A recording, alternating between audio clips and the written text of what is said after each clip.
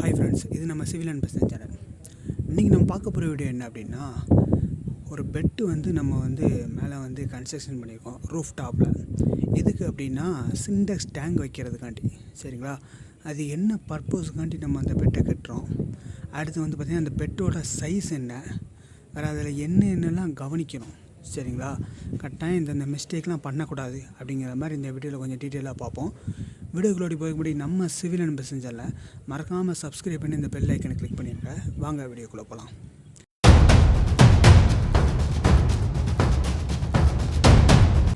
பார்த்தீங்க அப்படின்னா இந்த பெட்டு நம்ம எதுக்காண்டி கன்ஸ்ட்ரக்ஷன் பண்ணுறோம் அந்த சின்டெக்ஸ் கீழே அப்படின்னா, நம்ம சின்டெக்ஸ் பார்த்திங்கன்னா அந்த மேலே அந்த சின்டெக்ஸில் இன்கேஸ் உங்களுக்கு எதுவும் லீக்கேஜ் எதுவும் ஆணுச்சு அப்படின்னா அது டைரெக்டாக நம்ம ரூஃபில் படக்கூடாது, அந்த காங்கிரீட்டில் பட்டு லீக்கேஜ் அடிக்கக்கூடாது அப்படிங்கிற பர்பஸுக்காண்டி தான் நம்ம அந்த ரூஃப்லேருந்து நம்ம கொஞ்சம் உயர்த்திடுவோம். சரிங்களா? உயர்த்தி அதுக்கு மேலே நம்ம சின்டெக்ஸ் வைக்கும். சரிங்களா? அது எவ்வளோ உயரம் வைக்கணும் அப்படின்னா 3 இன்ச்சிலேருந்து நம்ம 6 இன்ச்சு உயரம் வச்சுக்கலாம். சரிங்களா? நம்ம இதில் பார்த்திங்கன்னா 5 இன்ச்சு உயரம் வச்சுருக்கோம். சரிங்களா? இந்த 5 இன்ச்சு உயரம் வச்சு நம்ம கன்ஸ்ட்ரக்ஷன் பண்ணையில் உங்களுக்கு இதுக்கு மேலே அதை ரூஃப் வைக்கிங்க, நம்ம சின்டெக்ஸ் வைக்கும் அப்படின்னா அதோட நம்ம அதில் லீக்கேஜ் வந்தாலும் நம்ம அது ஸ்லோப் கொடுத்துருக்கோம். இது ஒரு மிஸ்டேக்காக நிறைய இடத்துல பண்ணுறாங்க. என்ன அப்படின்னா இந்த சின்டெக்ஸ் வைக்கிறதுக்கு அந்த பெட்டு பார்த்திங்கன்னா பிளாட்டை அடிச்சிருவாங்க. ஸோ இன்கேஸ் நம்ம இது பர்பஸே அது இல்லாமல் போயிடும்.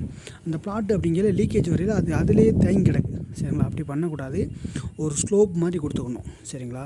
இன்கேஸ் சின்டெக்ஸ்லேருந்து லீக்கேஜ் வருது அப்படின்னா அந்த ஸ்லோப்பில் தண்ணி நேராக நம்ம எங்கே கறவை கொடுத்துருக்கோமோ அந்த கறவுக்கு போயிடணும். நம்ம கறவை அந்த முக்கில் கொடுத்துருக்கோம். ஸோ அந்த முக்கில் நம்ம கறவை கொடுத்துருக்கோம்.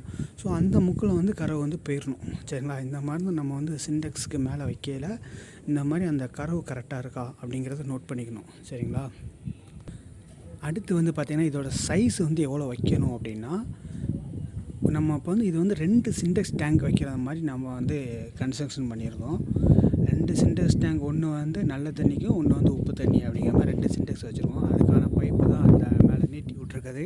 அந்த ஃப்ளோ கீழே வரைக்கும் கொடுத்துருக்கோம். இன்னும் சின்டெக்ஸ் டேங்க் மேலே வச்சோன்னு உங்களுக்கு நான் அந்த ஃபோட்டோஸை வேணால் ஷேர் பண்ணுறேன். சரிங்களா? கம்யூனிட்டியில் இப்போ இதில் பார்த்திங்கன்னா நம்ம 2 சின்டெக்ஸ் டேங்க் வைக்கிறதுக்காண்டி இதோட சைஸ் எவ்வளோ வச்சுருக்கோம் அப்படின்னா 4 அடி வச்சுருக்கோம்.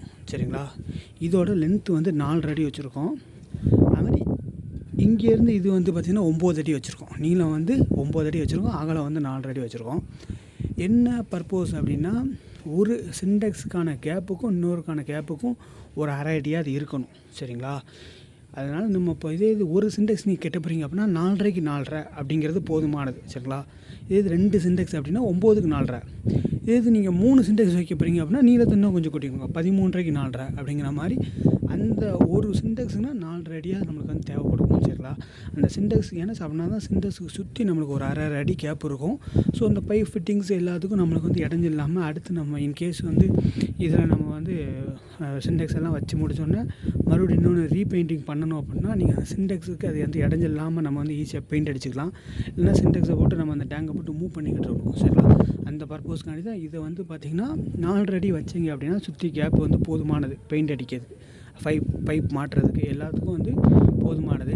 அதனால் நீங்கள் உங்கள் வீட்டில் கன்ஸ்ட்ரக்ஷன் பண்ணுறீங்க அப்படின்னா இந்த கேப்பு, இந்த ஸ்லோப்பு எல்லாத்தையும் நோட் பண்ணிக்கோங்க. சரிங்களா? அது மாதிரி உங்களுக்கு எதாவது கன்சல்ட்டிங்கு, planning, structural drawing, estimation, elevation work, contract work எதாக இருந்தாலும் கீழே ஒரு நம்பர் நீங்கள் கான்டாக்ட் பண்ணுங்கள். தேங்க்யூ ஃபார் வாட்சிங் திஸ் வீடியோ. தேங்க்யூ.